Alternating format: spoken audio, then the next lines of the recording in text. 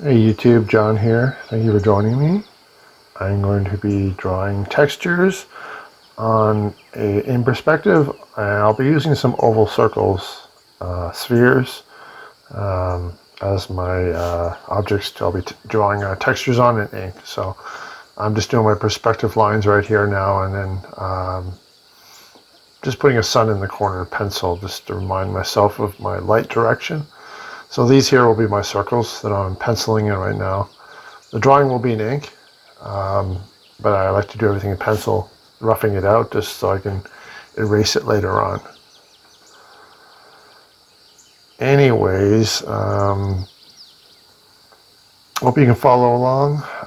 Doesn't matter what paper you use. I'm using watercolor paper here, so I'm just using a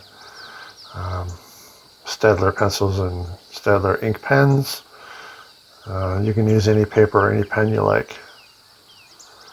So just putting in these lines here for just visual, just so I know to remind myself of the spherical shape, and just remind yourself when you're drawing your textures that things disappear on the horizon the same sort of way.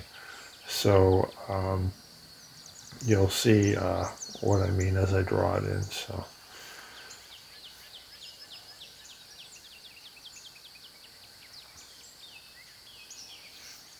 So the texture here, I'm just doing like a sort of a leafy, bushy type material texture here.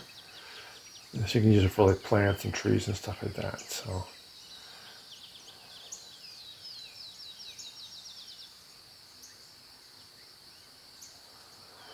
in the center, my bushy little texture, I don't know what you want to call them exactly, or obviously on the sides it's going to bend around to the corners though.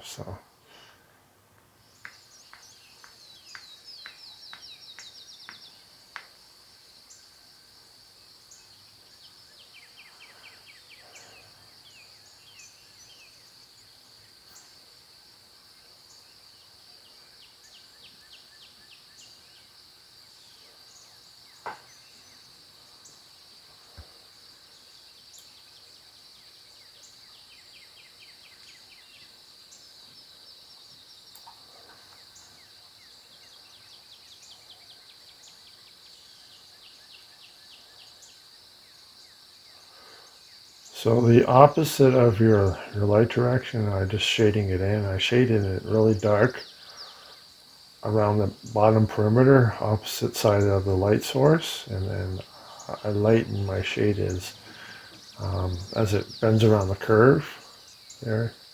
You can see it's pretty obvious. I probably don't even need to talk about it.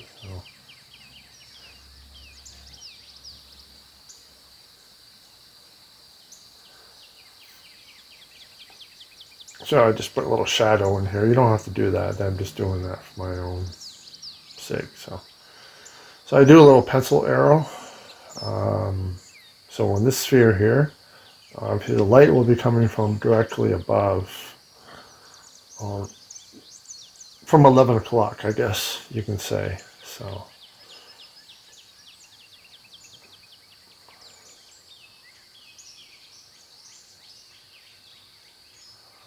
I'm just drawing some squiggly, doodly lines here. So if you're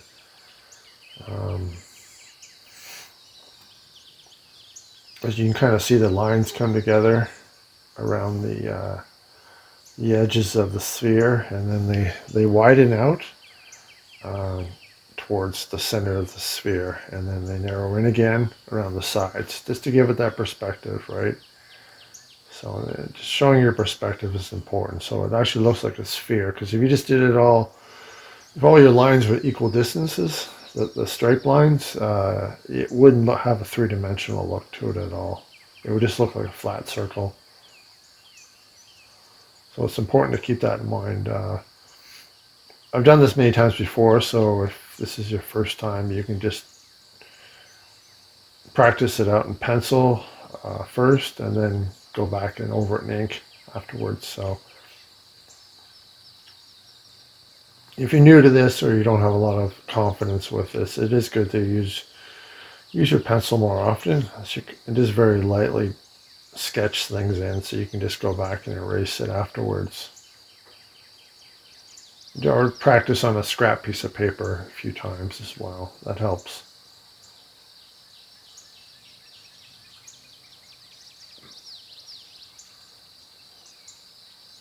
A good drawing practice, actually, it helps, is to draw an object or something in your room or whatever, and as you're drawing, don't look at the paper, just look at the object and draw.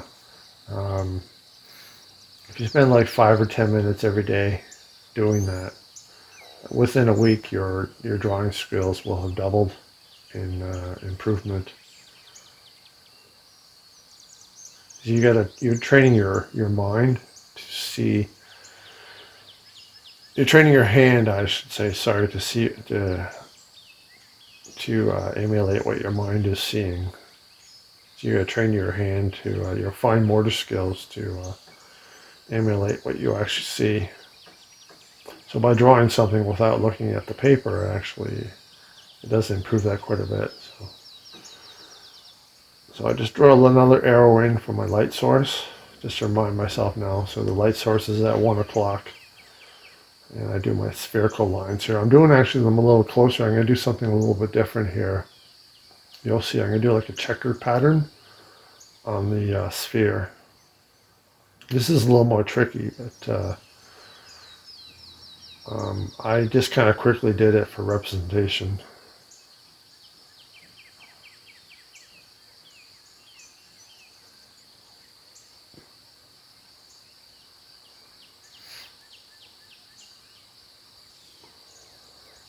So I got my vertical lines and doing my horizontal lines. So it does look like a globe with your equator and your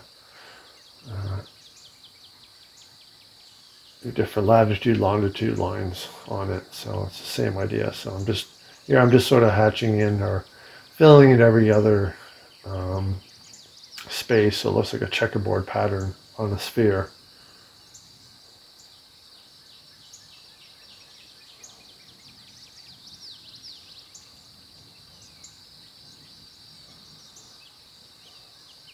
This is also a good drawing practice to get into. You can use it and do it on spheres or squares, rectangulars, triangles, or any shape.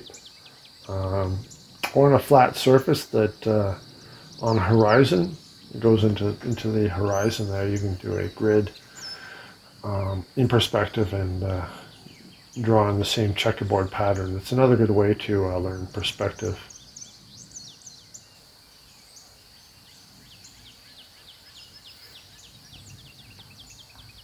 If I was doing this for my own purpose, and I would have spent more, I would have took my time on it.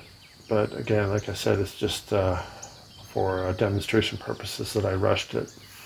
I'm not looking for perfection, but I think you got the point here. So again, yeah, shade the bottom, the opposite side of the light as well, just to show that there is a light source from above.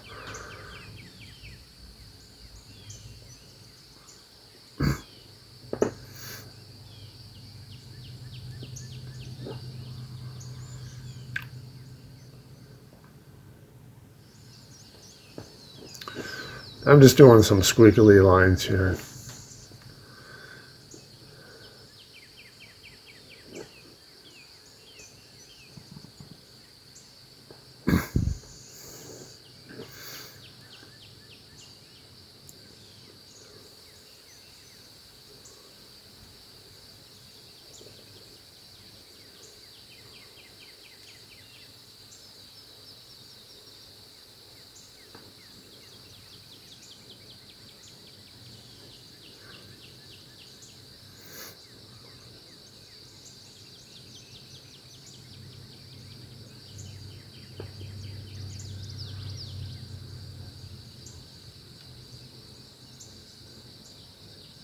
Oh, forgot to do my shadow. I'll just go back and do that.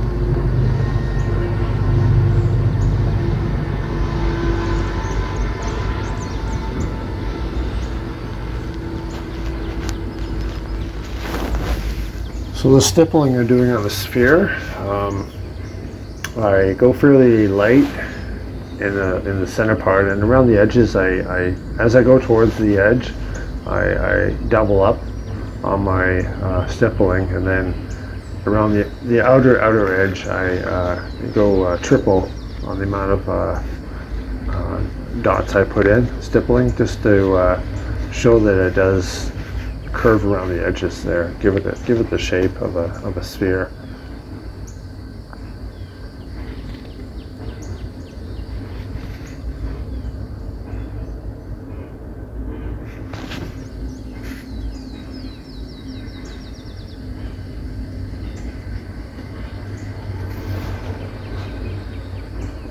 So yeah, I'm just putting in some, call this hair, I guess, or it can be grass or whatever. It's the same.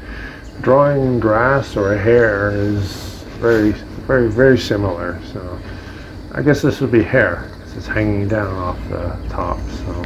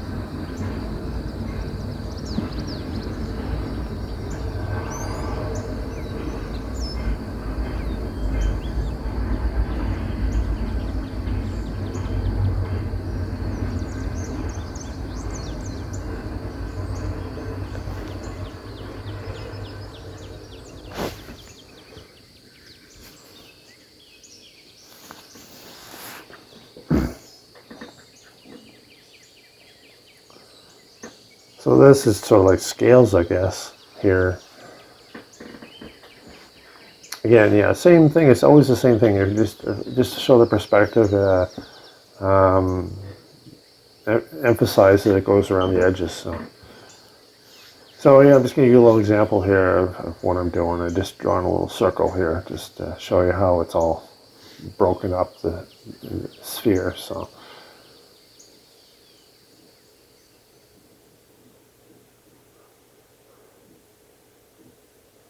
And always keep in mind your light source.